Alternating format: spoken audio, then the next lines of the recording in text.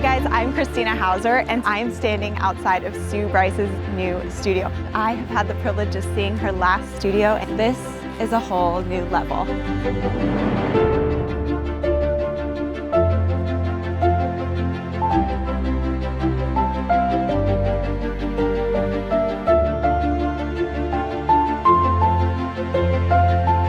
My name is Bryce and I'm a portrait photographer. I've been a portrait photographer for 28.5 years. Oh, Rel, you're so perfect. And I'm also an educator. I teach creative entrepreneurs how to own their path, own their power, and make money.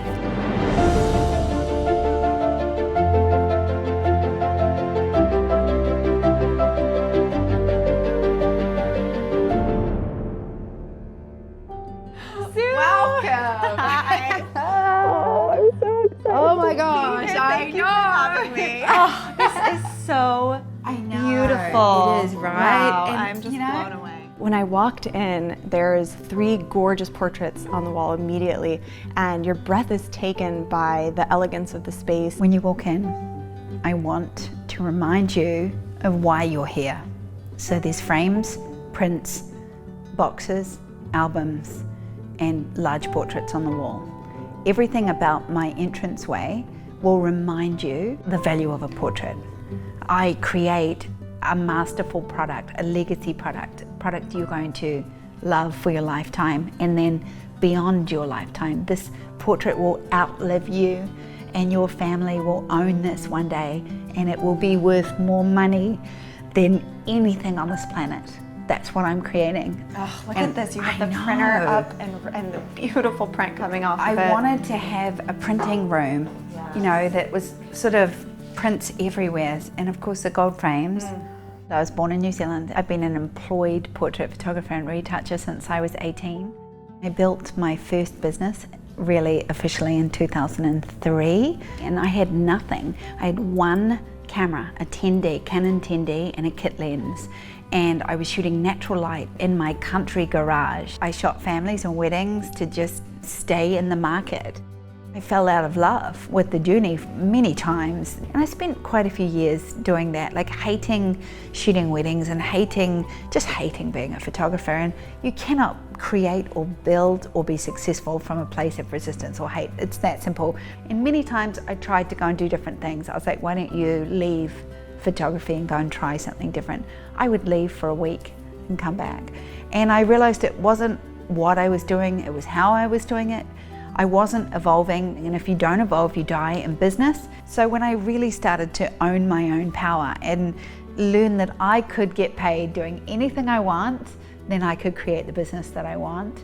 And I decided I didn't want to photograph kids or weddings or events. And as I started to think about what it was that I wanted to do, it's what makes you feel the most alive. And I just felt alive when it was just me and a girl, and I could just go on this journey with her of self. And I could make her look and feel gorgeous inside and out. I just wanted to shoot this contemporary magazine style of portraiture, and that's what I did. I wanted it to be just subdued but beautiful, and it's exactly what I wanted it to be. And now I'm getting this peek that there's so much more here. Look at this.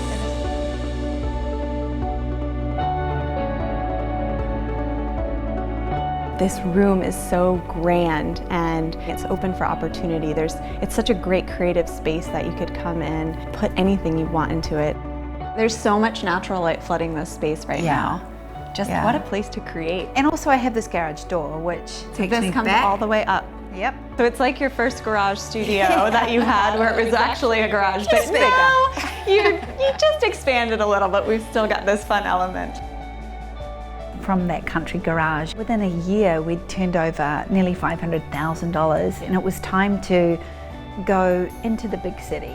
I moved myself to Australia, and I was lucky enough to rent a beautiful loft downtown Sydney that I could shoot in. My business was taking off in Australia for 3 years and I was fully booked. In sort of 2009, I started to teach Australian photographers in 2011. Somebody asked me to present to other photographers about creating a business model.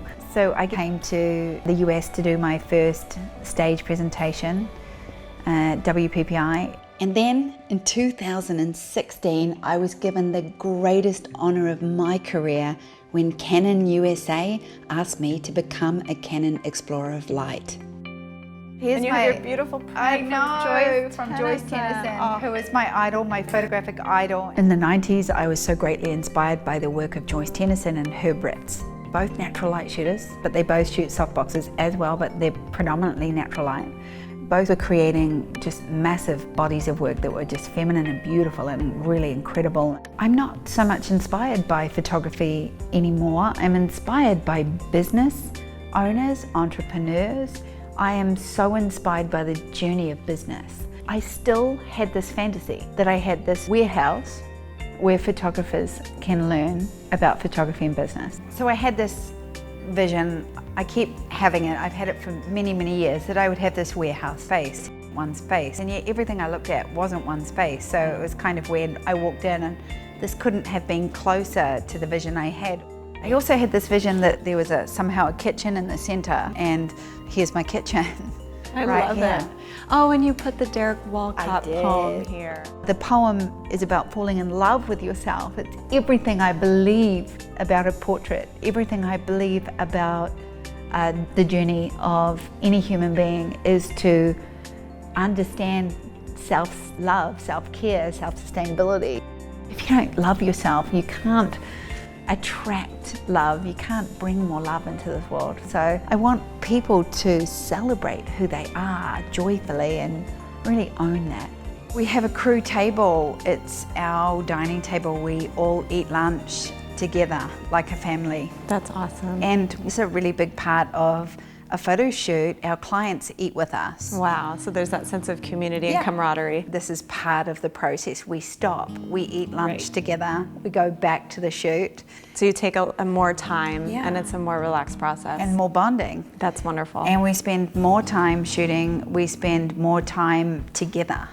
Whenever we photograph a client, they literally fall in love with my whole crew. Kenzie is my PA, she's with me in everything you experience with Sue Bryce Education or SueBryce.com comes through Kenzie to me. And then Jason is my studio PA and assistant. He's a photographer, he shoots with me, constantly with me in the studio. Bree is our hair and makeup, and Bree only comes in for clients or to do my hair. And then Caitlin now is just filming video full time. We want you to feel like you're being just wrapped in love. They were chosen because of who they are to really open and share this day with you. Let me show you my ollies because obviously they're a huge part of my world. My gold set is here, my dark brown, which was the very first ollie that I got. I have two big Pro Photo B1s, one with an extra large umbrella, one with a 5-foot octa. The next Oliphant is my charcoal. And this has become actually our broadcasting set. I run two businesses. Sue Bryce Education is my online education business that I mentor photographers all around the world, thousands of them now. And we have an incredible online community. I broadcast live every Tuesday and now every Thursday. And coming up July 2018, I have been broadcasting every week for 2 years. That's a lot of dedication that you've been with us live every Tuesday for 2 years. I love it. I get to talk to people and they can ask me questions in real time, and it's a sense of community, and it's such a great experience. So we're building more of a permanent set. In the last studio space that we had for a little while, we had the white frames on the white concrete wall. Are these them? These are, and we painted them chalkboard, black chalkboard paint.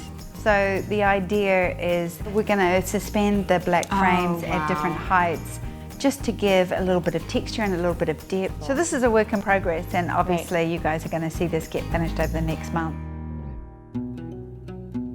These walls are designed as V walls. It's really like the ultimate V flat. Yes. But and you actually lean on, are these big enough to lean on? They are not only big enough to lean on, You can put your whole weight on them. They are centered with legs all the way around, and you can do all of the wall leaning poses. Oh, I love it. I can wallpaper them, paint them any color I want, and I can make a flat wall or I can make a V wall, which is perfect for the posing, and I can also light them with strobes or constant lights or natural light. The only thing I haven't done is put them on wheels, which is definitely a possibility, just to scoot them around. Right now they are getting lifted, and they are, I mean, they're heavy, that 2 people can lift them easily. Okay. I can be the other person, so it had to be functional. I've got 3 tones here. I go black to a light grey to a white. Those 3 tones for me are the 3 most important tones in the studio. And I always have my mannequins here because I'm always either making dresses or showing dresses or displaying them or fixing them, or, you know, and they belong in this space. They definitely belong in my brand. That's wonderful. And these are all very matte finish, so that you were saying, like, you could Always. shoot the strobe. The most interior matte that you can get is house paint. Is the best way to paint drops. I always have an ottoman that folds down, so if I'm going to do the white sheet shoot or anything lying down, I can also cover it with black fabric or coloured fabric. And the white V-flat became the makeup area, which is, interestingly enough, right in the centre of the studio, and it just fits, so we're really happy. So my client's getting ready right now. Look at them. So this is my beautiful client and her beautiful daughter, Rel, and Cookie's keeping Rel occupied while the girls are getting ready. That is so precious. I love this whole space. The white always feels right for makeup. It does. Clean. It does, and it's always the best light. These I found at they're actually just wall panels. And I went to Home Depot and bought hinges. Oh, and wow. we just screwed them on, and we made these fold-out boards, which really are changing rooms. We can put them anywhere. They can also be photographed on like a French wall. Right. And there are 2 big V walls here in olive green and a dark sort of purple. Great colors. Because I'm just always looking for muted tones that don't overpower my client or their dress they're wearing, but give something a little bit different. And to just put these somewhere, we just put them behind all my dresses. Yeah, I literally want to squeal like a little girl right now over the massive amount of sequins and tulle and dresses that you have happening right now. So, wow. Disclaimer, I built $1 million business without owning a single dress, okay? And I don't need all of this. You don't need all of this. My brand is Vanity Fair. That's the style I'm most drawn to, me personally, as a photographer. So I really need to constantly remind photographers that you don't need all of this. Right. This is just a part of who's attracted to me personally. And also as a portrait genre, this is my genre. This is me, yeah. And this is a genre that many people are attracted to, but not for everyone, right? And I don't want people to think this is the only way. This was just my way. And if I could teach photographers anything, it would be really to follow their own calling. Like, if this is who you are, go for it, because you'll attract the same people. Yes. So you're just showing what you want to attract. Me. Putting that out and what is true and authentic to you. Yep. And that's me. That's beautiful. So this is a collection of years of op shops. We go to vintage stores. Like, this was a vintage store find that I found for $17, and it's a beautiful, so delicate. Yeah. And I can find just cheap outfits like this that don't necessarily, you'd never wear them, but they look beautiful photographed. And this collection of clothing is about 7 years worth now. Wow. And every body type, every size, it's just a really big part of my brand. For women, it is such a journey of, when I look good, I feel good. When I feel good, I look good. And we try and give you that experience. This is a little excessive, but in the best way possible. Yeah, definitely. I have some armoires. Yes, and look at these trunks. Yeah. Shoes. Yes, absolutely. And shoes are not part of my brand, but these are just, pretties that they just sort of match the studio. This armoire comes from Restoration Hardware, and it's actually my gear. Oh, really? You have cameras in here? Yeah.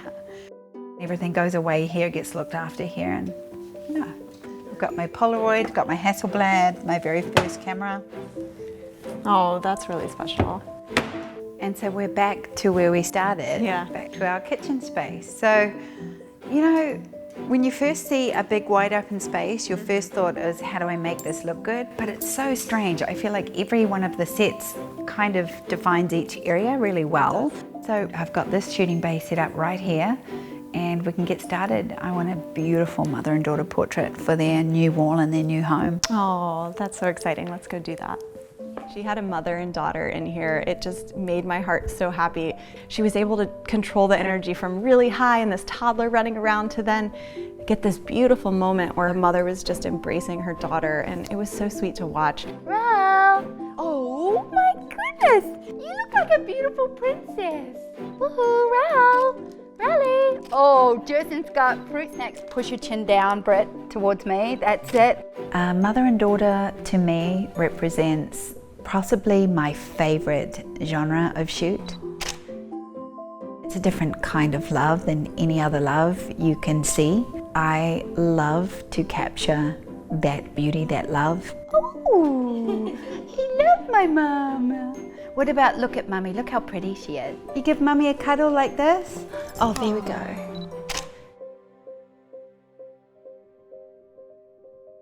But I tell you a story that I've never told. I would have been 7 years old. My mum and I were hanging out together, and my siblings weren't there. So they must have been with Dad or at sports or something. And I was the youngest, and my mum said, come with me. And I went with her into my bedroom, and she picked out a dress for me, and she brushed my hair. And then she took me outside, and I sat on the swing outside her house, and she shot my portraits. She did it with a little 110 camera that went, you know, with the tiny little, tiny negative, and she took my portraits. I recall this day so vividly. I remember the experience. I remember the feeling of being loved. I remember the feeling of having all of my mother's attention instead of sharing it with siblings. I remembered feeling beautiful. I remember seeing the photographs and having the photographs in our family album. When I think about the power of that experience, I think it's no wonder I do what I do, because that is such a strong childhood memory for me. So you lost your dad this year. Do you have a portrait of him? I do. So I lost my father earlier this year, and the first thing we did, of course, was look for photos of him. What you do. That's what you do, because it connected us to everything. It suddenly jars. Now? Yes, everything.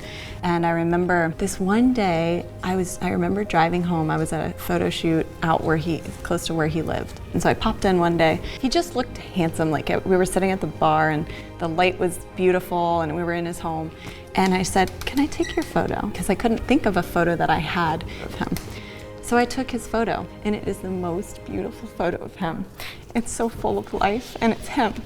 And it was perfect. And now it hangs in all of our homes. Yeah.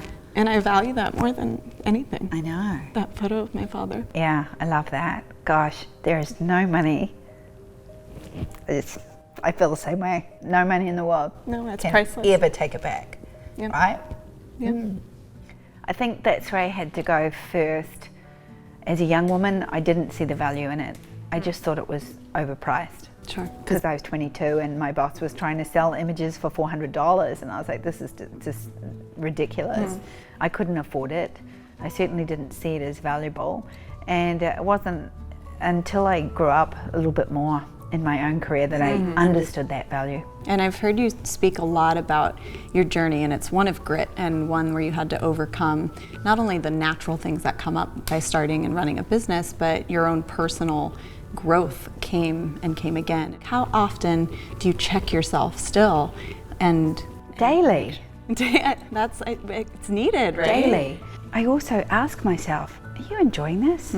Like, are you really enjoying this? Let's go with joy today. Like, let's work with more joy. Let's try and find more laughter. Let's try and find more joy in what you're creating. It doesn't surprise me when somebody stands in front of me crying and says, you've changed my life. I didn't. They did. I didn't. They did. People don't follow me because I can change their lives. People follow me because I changed mine. Right. And the more I change mine, the more they follow me. So I don't need to work on you. I need to work more on me, because the more I evolve, the more you evolve, and then we do it together. And that is the secret to building a brand that has longevity and growth, and is that I keep growing. And the more I grow, the more you guys grow. So you've taught me as much as I've taught you, and it just keeps getting bigger and bigger. And I keep coming up, they level up. I also try every now and then to look in the mirror and go, you know, doing really good, Bryce. Doing really good.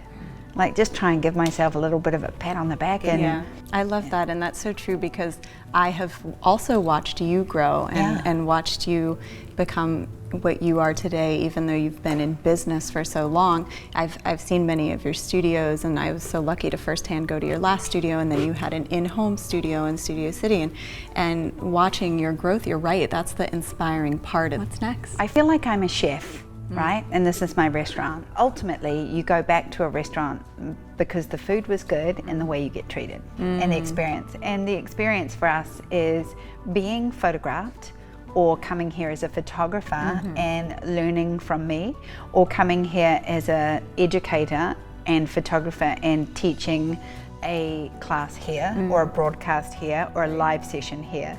Like, I'm more interested now, and we've built the space. Yes, it's pretty, but I'm the chef, so I want to feed everybody, and I want to feed everyone with creativity and knowledge. I want to feed everyone with business knowledge and spiritual knowledge and growth and confidence and conviction, and everything that you should walk out of here, you should have experienced when you're here. And so it really doesn't matter what the space looks like, it just needed to be big enough to house all of those people so I can feed them. If anything, I want to breed more role models. I can't be the only role model, because I didn't have any women role models in business. Who are your role models? Like, who do you look to when you think about being a woman in business, especially because you are the breadwinner in your family now? When I found you, I wasn't in business. Like, I was a freelance graphic designer. I maybe made a couple bucks here and there and called myself something and had a business card. But now being in business, like, you were my first role model. I always like to say when I teach people, you become the person, the business owner that your children want to meet in 20 years.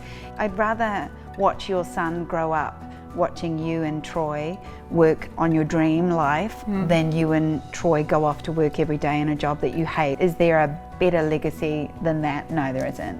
More role models, and yes, more women in business, but also just more creatives in business. Men and women. Absolutely. Yeah. Valuing themselves. For people valuing themselves. Giving great service and getting paid and living the life they want in the hours that they want. After 28 and a half years, there isn't a single experience I have not had as a portrait photographer. I have shot 102 weddings. I have photographed, I think, close to 6,500 people, and I have enjoyed every moment, even the hard years, or the hard shoots, or the hard lessons have been extraordinary. There's still so much learning to be done at every level, whether you have come in as a beginner, as a shoot and burn photographer, as someone who's never even picked up a camera, or who'd played with a camera but never dreamed of taking $1 for it like I did. There's so many ways to find yourself in Sue's education, and you can relate to her journey along the way, and you can come in wherever you're at and find somewhere comfortable for you to spring from. I would love for this space to just be the most incredible broadcasting studio that I could have ever imagined. I want to have a photographer here every week or every month that's in my community that can live shoot for our audience, to show them a different style, a different way of doing things, a different genre. I want to do more studio tours. I'm watching these people grow financially, professionally, and confidence in life, and I could watch that every single week. If this studio space stayed a little bit as a portrait studio and 80% as a broadcasting studio, but for multiple genres, then that would be my dream come true. I just feel joyful coming here. I know I'm driving, I'm smiling, Like I get to come to this beautiful creative space that I've created with all of my favorite beautiful things. I do that every day, and I feel like it's filled with magic and filled with love, and that you can do with any space. Like, don't believe if you just have a little country garage that you can't love it like that, because you can. Well, thank you for coming today. Are you kidding? Thank you so much for enjoyed having my me. own studio tour as much as I enjoyed yours. Let's go and have a glass of wine. Sounds magnificent. Or two. Okay. A bottle.